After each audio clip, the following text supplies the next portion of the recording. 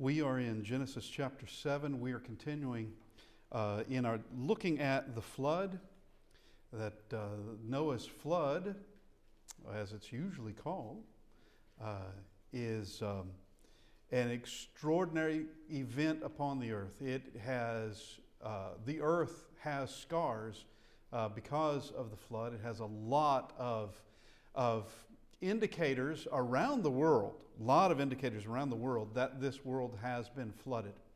And it has been flooded in extremely high places. And that there are a lot of evidence on it. But we'll get to some of that in a bit. But we are in Genesis chapter 7. We have begun reading concerning the start of the flood and the flood occurring. We're going to try to get through all of that. But in chapter 7, verse 4, God gives a 7-day warning to Noah that in 7 days it's going to flood. Then we come down to verse 11. In the 600th year of Noah's life, in the second month, the 17th day of the month, on that day all the fountains of the great deep were broken up and the windows of heaven were open. All right, we spoke about that last week. But is the text using Noah's life, as in 600 years, as the year by which this happens? That Noah is 600 years when this occurs? And the answer is yes. It's telling us, it's not giving us the year after creation, but we can figure it out. 1,565 years. We have that because of Genesis chapter 5, with going through all the genealogies, and in that giving us year by year by year of when who was born and when they were born and the like. Now, this is using Noah's life, 600 years old, and the flood arrives. Second month, 17th day. And as we made note last week, we have two things being given to us: the fountains of the deep, of the great deep, and the windows of heaven. And we looked at both of those really well enough. There are vents, there are fountains at the very depths of the ocean, and that below the oceans are more ocean. And also the windows of heaven were open, and this is not rain. The windows of heaven being opened is not rain as we would think of it, because this was the water canopy that God put over the sky, shielding the world. In Genesis chapter 1, day 2, he separated the sky, or rather, he separated the waters from the waters with the firmament. That's the sky. You have waters under the sky, under the firmament, and waters over the sky, over the firmament. And the windows of heaven open, and all of that just comes crashing down, because the Bible is, the text is going to make a distinction between that and rain. Because rain doesn't come from above the sky. Rain comes from evaporation here on the earth of water, collects in the atmosphere. You have clouds form, and then rain proceeds from that. That's not the windows of heaven. There is also rain, because notice what it says. Verse 11, we'll just read the whole verse. In the 600th year of Noah's life, in the second month, the 17th day of the month, on that day here was number one, fountains of the great deep were broken up. So we have that happening below the ocean. and the windows of heaven were open. We have that above the sky. And the rain was on the earth 40 days and 40 nights. That's a distinction. There's something else that's going on. Something else that's happening. It is raining by our definition of rain. It's doing that as well. All of this is occurring at the same time. Now the rain is going to stop after 40 days and 40 nights. But the flood's going to continue on. And they are going to be on the ark for over a year. This is not just 40 days and 40 nights on the ark and then you're off the ark. But let's continue on. Verse 13. On the very same day, Noah and Noah's sons, Shem, Ham, and Japheth, and Noah's wife and the 3 wives of his sons with them entered the ark. They and every beast after its kind, all cattle after their kind, every creeping thing that creeps on the earth after its kind, and every bird after its kind, every bird of every sort. And they went into the ark to Noah, 2 by 2 of all flesh, in which is the breath of life. To those that entered, male and female of all flesh went in as God had commanded him, and the Lord shut him in. Now, they're going in as God commanded them to. God's going to shut the door. And as we said last week, when God closes that door, that's it. Nothing else gets inside. It's done. It's over. And they're going in at the command of God, and they are not going to leave until the command of God. They're not about to step foot out of that ark and just thinking, okay, we're done now. They're not about to do that. It is when God tells them to. That's when they're going to do it. And so you have God closes the door, verse 17. Now the flood was on the earth 40 days. The waters increased and lifted up the ark, and it rose high above the earth. We think of sea level as being on the coastline. And yeah, that's correct. And what happens when sea level now is higher than the highest peak on earth? For us, it's Mount Everest. At that point in time, I can't tell you what it was. It may have been, Everest growing. I have the foggiest idea where the highest peak was in those days, because the earth has taken a lot of changes through the years, a lot of changes. And sea level then becomes higher than the highest peak on earth. Now let's just think about it for a second. All right, today it's Mount Everest. Is Everest higher than the peak in the days of Noah? I have no idea. Couldn't even tell you. Nevertheless, let's just say it is Everest, and Everest was just as high back then as it is today. Though I have no proof, nor do I care.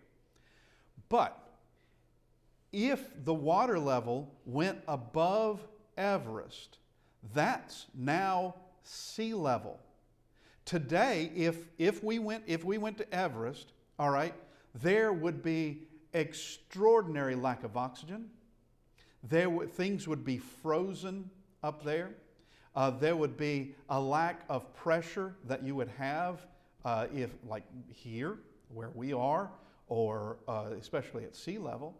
There would be there's much less pressure up at Mount Everest. So how is it that you could have the ark so high and things not get frozen, and there be a lack of oxygen? Because really you cannot stay on Everest for very long without oxygen.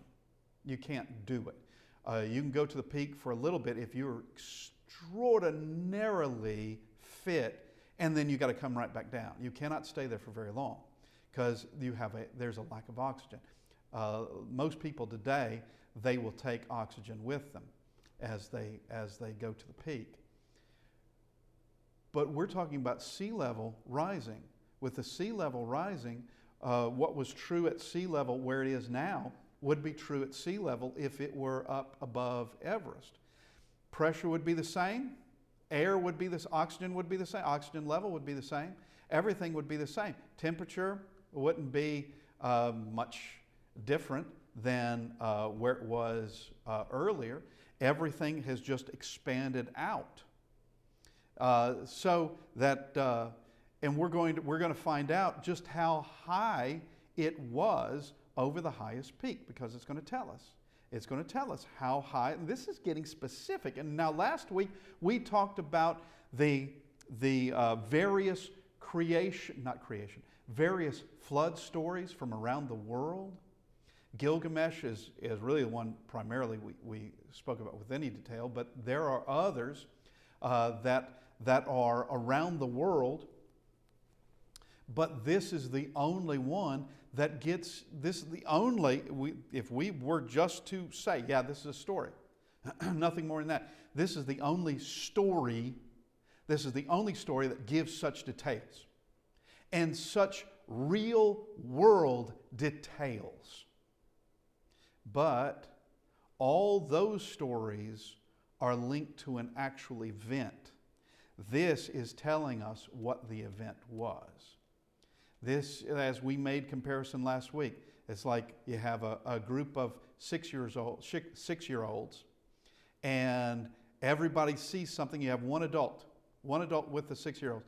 Everybody sees something, and all these 6-year-olds will have something. If you ask them what they saw, all the 6-year-olds will have something in common, but there could be some crazy things that are just thrown in. Crazy things. But you ask the adult, and the adult will tell you, yeah, this is what happened. It was A, B, C, and D, all right, and could give detail, and it would be the one that sounds sane. It'd be the one that sounds, yeah, that makes sense. Now, we come to this, that the ark rose high above the earth. So where we are now, if you think of like Everest, because that's the only thing we can compare things to, that think how high, actually the base of Everest is higher in altitude than the highest peak in North America. Okay, so think of how high the ark would be over our head if we were here on the ground and you have all the water, that the ark would be floating way above us, well over a mile above us. Now, verse 18, the waters prevailed and greatly increased on the earth, and the ark moved about on the surface of the waters. It's doing precisely what it's supposed to do. It just floats. That's all it has to do, is float and maintain itself until it's all over, which will be a little over a year. So it just has to do that. And verse 19, and the waters prevailed exceedingly on the earth, and all the high hills under the whole heaven were covered. So everything is covered. So let's just put it in our perspective. If the Rockies in North America are covered, where would we be? We would be deep underwater. We'd be extremely deep underwater. And if Everest is covered over, where would like the Andes or the rest of the Himalayas or the Alps, where would they be? They would be very deep underwater. The waters prevailed, look at this, the waters prevailed 15 cubits upward, and the mountains were covered. Now that doesn't mean, now notice the word mountains, it had said high hills, but now mountains, 15 cubits. So 15 cubits really, how someone calculate that for me, that's 45 feet. Okay, 45 feet is that 15 cubits? Well, a cubit's about 3 feet.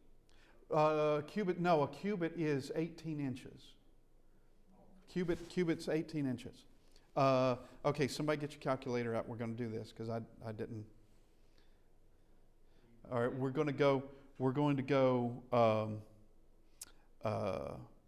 15 times 18, all right, divided by 12.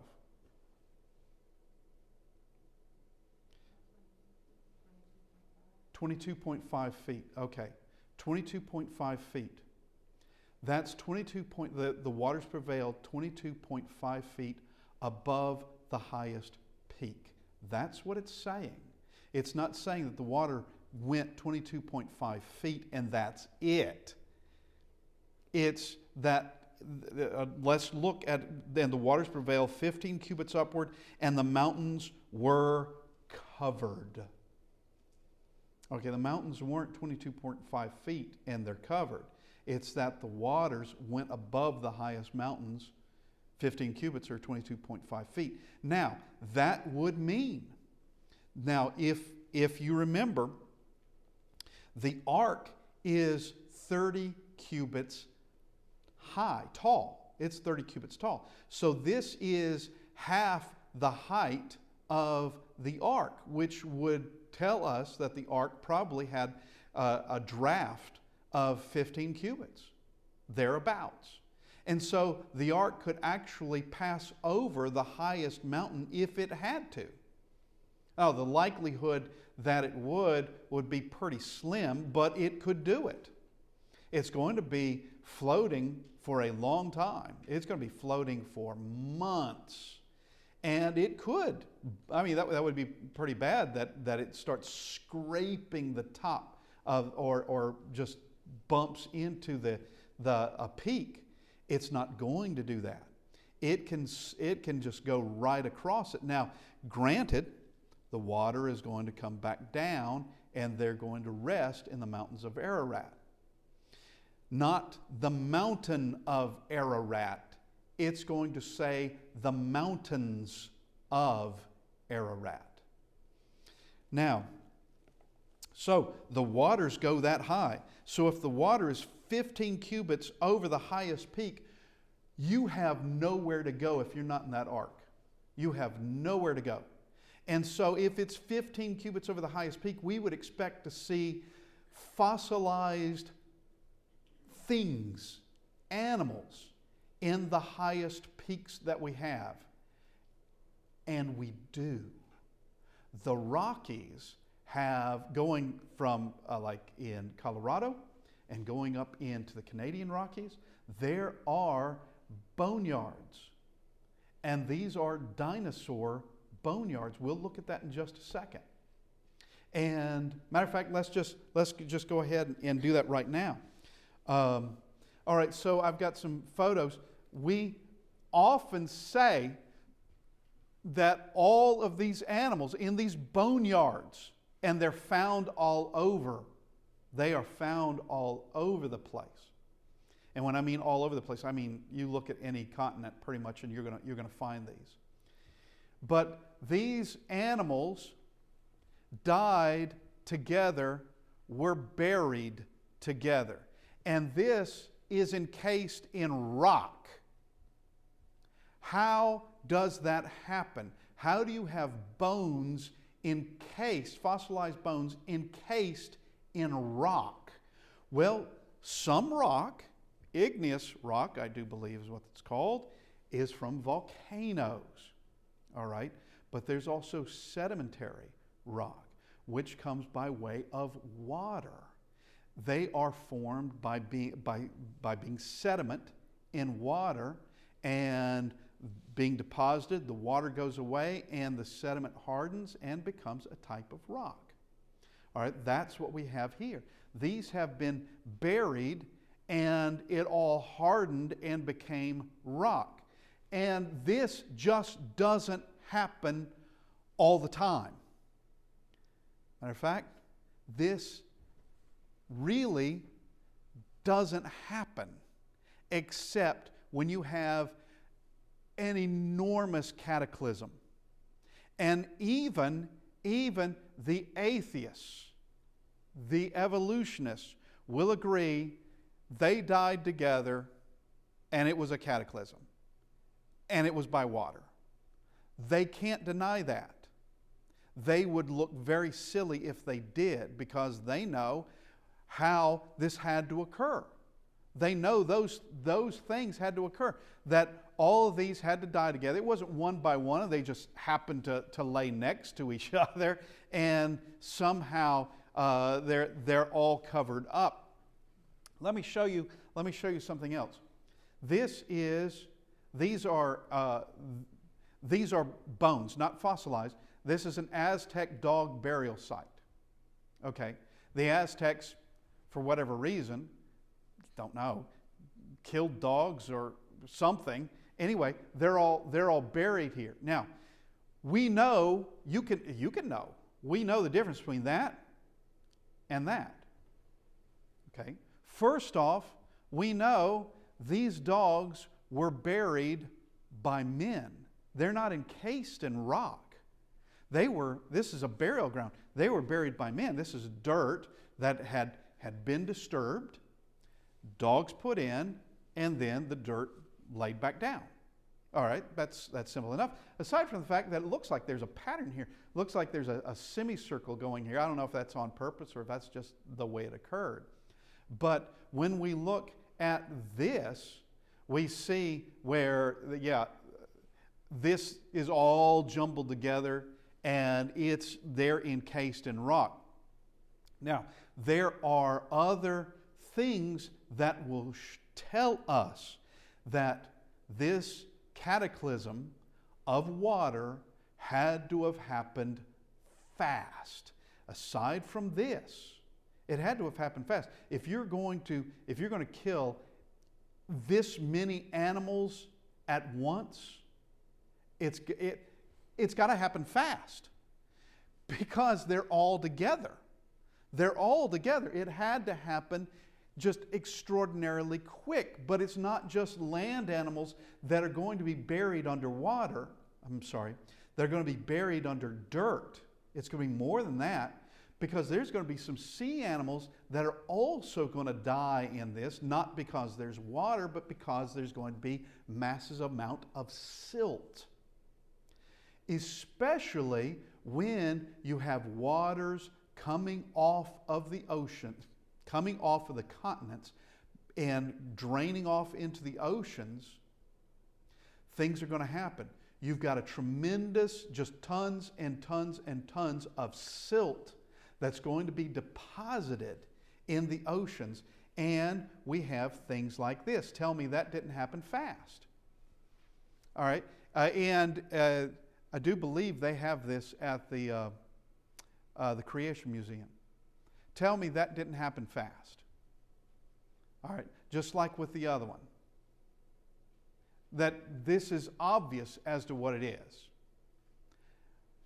One fish is eating another fish, and they're both buried alive. All right, the first fish couldn't even be dead. I mean, the one being eaten couldn't even be dead yet. It's in the process of being swallowed. And then the other one both are buried alive.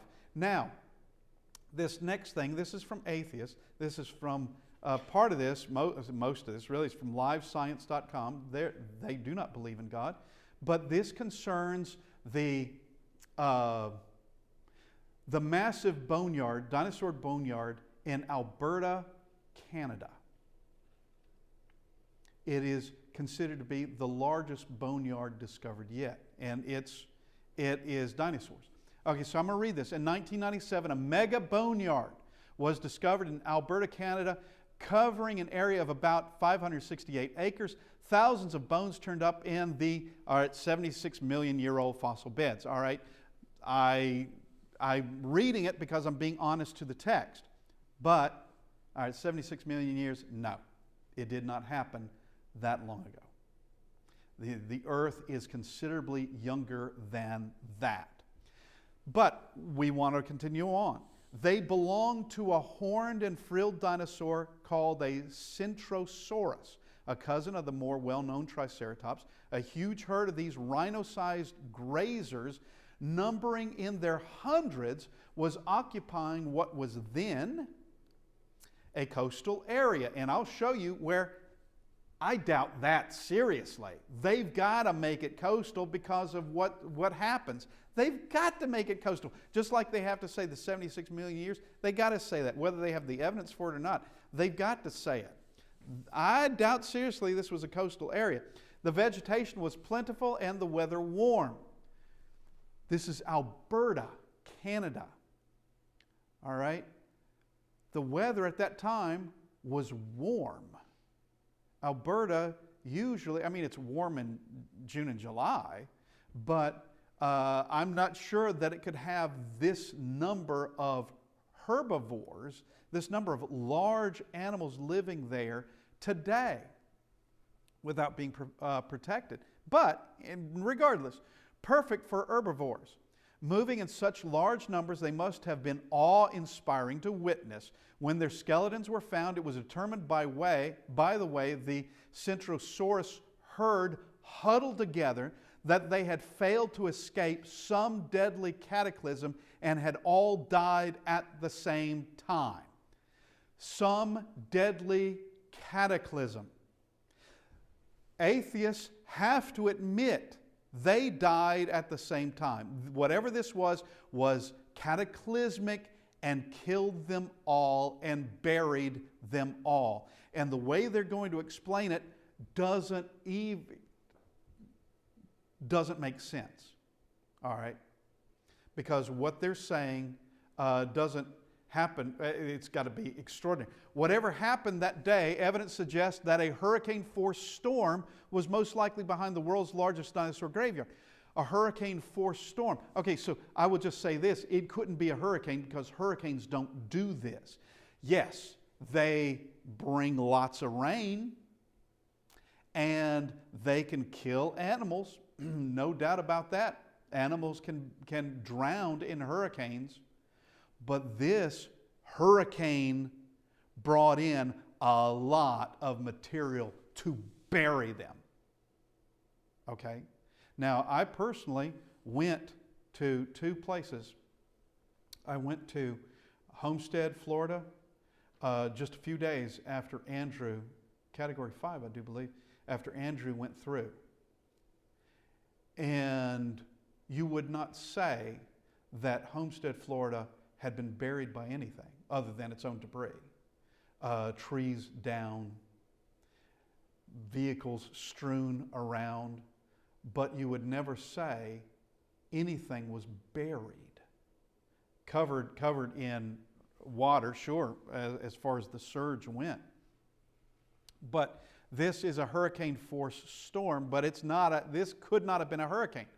It was most likely behind the world's largest dinosaur graveyard. The land was flat and offered no high shelter when the storm flood hit the herbivores. The awkwardly built dinosaurs could not paddle for long in the rising waters, and there was no chance of swimming toward a dry spot as the waters reached miles inland. Inevitably, the great herd drowned. Now, I want to show you where this occurred, that's not what I want, if I can, if things are going to work with me. That's where it occurred. All right, you're looking at British Columbia, that's today's coast, Washington. You have most of Alberta. It is from the current coastline, and I wasn't even counting that of the islands out here. I wasn't counting that. From the coastline, it's over 700 miles. That's why I doubt seriously this was a coastland area. Doubt seriously. And this is that enormous boneyard that was discovered in the 1990s. And but they have to admit some cataclysm. They have to admit water, but this doesn't look like any kind of hurricane. This is something much more fierce that is bringing in not just water, but picking up everything and dumping it. just picking up things as it went. And these things are buried. Now, let's continue in our reading. Okay, so we have the 15 cubits over the highest mountain. That's at verse 20. Verse 21, and all flesh died that moved on the earth, birds and cattle and beasts and every creeping thing that creeps on the earth, and every man. Every man. There's no survivors in this except those on the ark. And all whose nostrils was the breath of the Spirit of life, all that was on the dry land died. So you have on the continents everything that breathed air died. Everything. Things that lived in the water could survive. Now, we did make mention that you would have things happen to them too, as you have silt coming off the land. Yes, but it wasn't so catastrophic as to wipe out all the oceans, because it didn't. It wasn't enough. And you also have things such as whales, porpoises, dolphins, and the like, that they live in the water. So they can swim, they can be underwater for long periods of time and come up at will and can breathe. So it wouldn't be a problem for them. Because this is where they live, and they're meant to survive in water, though they don't have gills and they have to breathe air, not water. They could still get air, and even to this day, I mean, whales that sort of sea mammals, and this would also include Leviathan. I do believe that they could. But today, I don't know that there's any Leviathans around today. But whales can survive in storms. And you have sometimes we think of whales as being like in the Pacific Ocean and things, but whales live all over the place. They live in the South Sea. That's Antarctica. It's pretty rough waters. They live in the North Sea. That's around the Arctic Ocean. That gets pretty rough and rugged, and they can survive in those places. And it's only the things on the land animals that are going to die in this. So it's going to be all the cattle, all the dinosaurs, all the birds, every insect. It's all going to die in this. They cannot survive.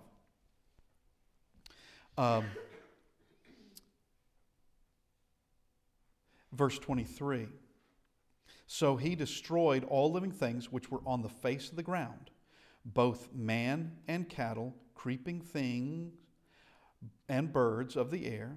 They were destroyed from the ark. They were destroyed from the earth. Only Noah and those who were with him in the ark remained alive. So he destroyed everything. Now notice what he says, because Moses is writing this. Moses is writing this hundreds of years later, and this he is inspired by the Holy Spirit, telling us what occurred. The Holy Spirit telling us what occurred in all this, and that it's everything that lived on the face of the ground. So that would mean you could have water or water mammals, ocean-going mammals, that could survive this. And it doesn't say that they would have been killed at all. Verse 24, and the waters prevailed on the earth 150 days. The waters prevailed on the earth 150 days. That means for 150 days, the world is just an ocean. That's all it is. There are no islands. There are no no continents. There's nothing, just water and things that might be floating in the water, which there could have been millions of things floating in the water. There could be forests that had been just rooted up and now floating on top of the water. There could be, I don't want to get too graphic, but there could be plenty of bodies, animals and men, floating on the water. Not for very long, but they would be eventually, unless it was just like those that had been buried alive, or that the water pressure kept those things down. But so it prevailed for 150 days. That is a long time. Nothing is going to survive that. Nothing. That's a land animal. Now, or man. Now, chapter 8. Then God remembered Noah and every living thing and all the animals that were with him in the ark, and God made a wind to pass over the earth, and the waters subsided. Look at this, verse 2. The fountains of the deep and the windows of heaven were also stopped, and the rain from heaven was restrained. There's a distinction being made between the windows of heaven and the rain. There's a distinction. We have rain today, but where that water came from the windows of heaven, that doesn't exist anymore. That came crashing down during the flood and helped to produce the flood. Now, all of this has been stopped, and so there is a wind that goes across the world. And really, there's nothing to stop this wind. There's nothing to stop it. There's no forests to slow it down. There's no mountains they have to work around. It's just ocean. And of course, with wind, you're on the ocean, you're going to get waves. And the waters receded continually from the earth. So it's a steady falling of the water level. At the end of the 150 days, the water decreased. So after 150 days, the waters now begin to decrease. Then the ark rested in the 7th month, the 17th day of the month, on the mountains of Ararat. Now, why am I emphasizing that? Because too many people believe that it's Mount Ararat where the Bible says it landed. It doesn't say that. It's in the mountains of Ararat. Could it be on Ararat? Could it have landed on Ararat? Sure. But that's not what it says.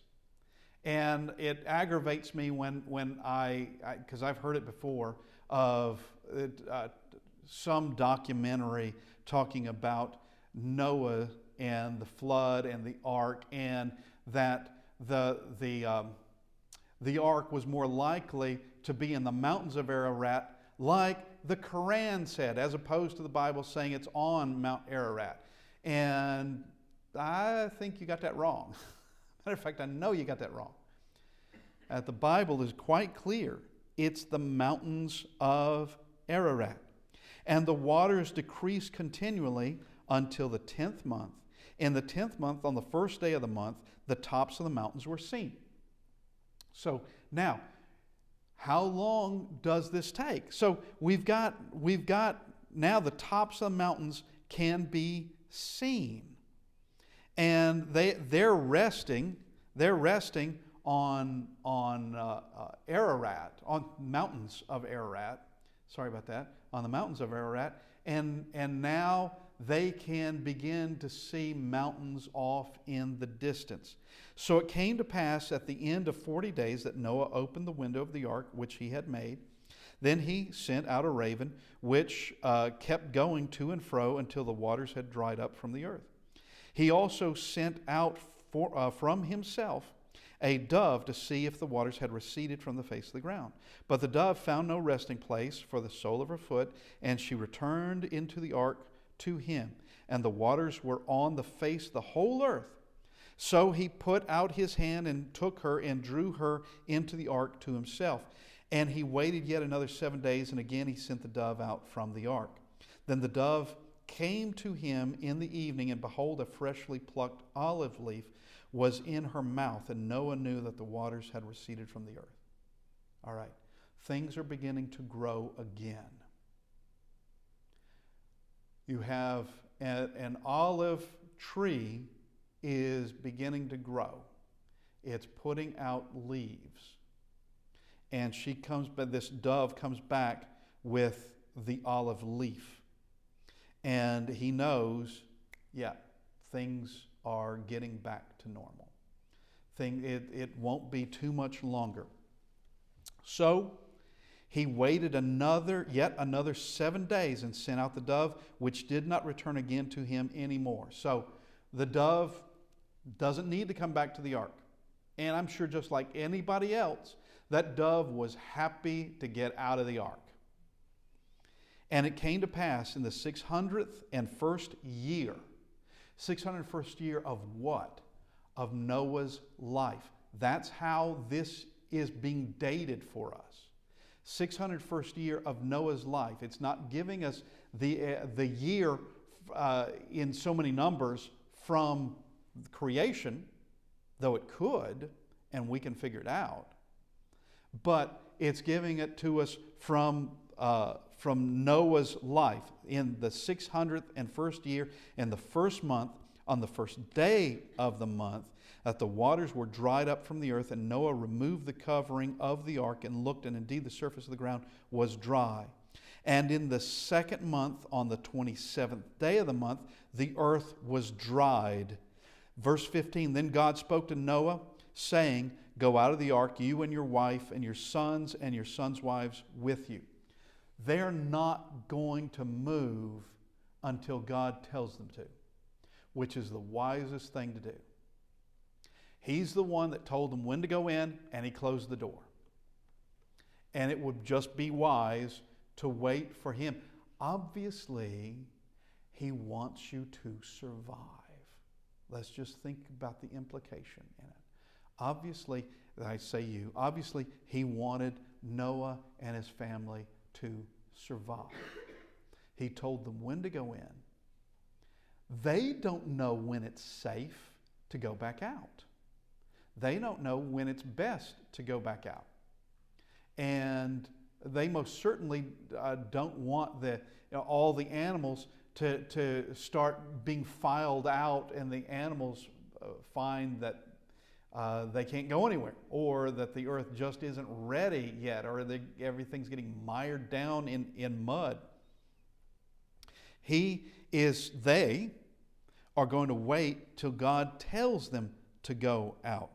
And verse 17, bring out with you every living thing of all flesh that is with you, birds and cattle and every creeping thing that creeps on the earth, so that they may abound on the earth and be fruitful and multiply on the earth. So Noah went out, and his sons and his wives and his sons' wives with them. Every animal, every creeping thing, every bird, and whatever creeps on the earth, according to their families, went out of the ark.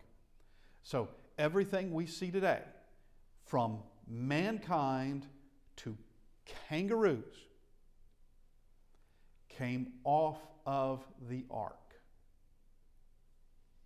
And as we stated, you don't have to have, just with dogs, you don't have to have every breed of dog on the ark.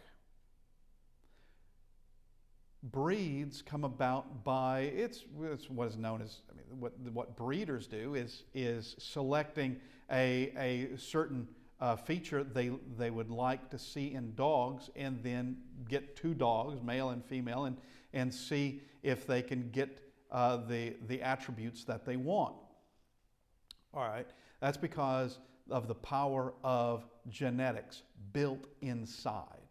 The power of genetics is there. And he didn't have to have every kind of bear, or every kind of horse, or anything like that.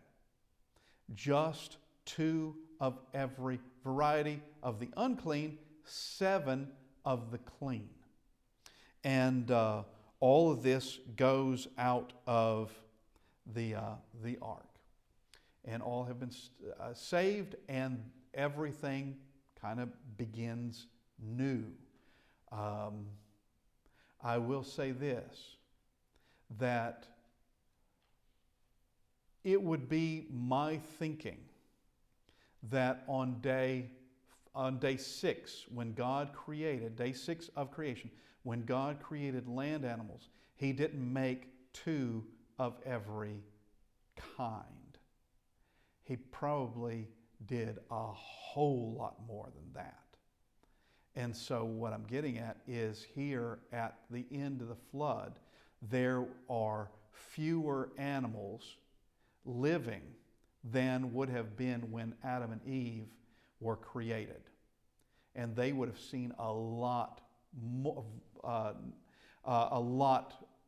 greater number, I should say, a greater number of animals than what Noah and his family are seeing. All right, we need to finish up, and I want to thank everybody being with us, and we will continue next week.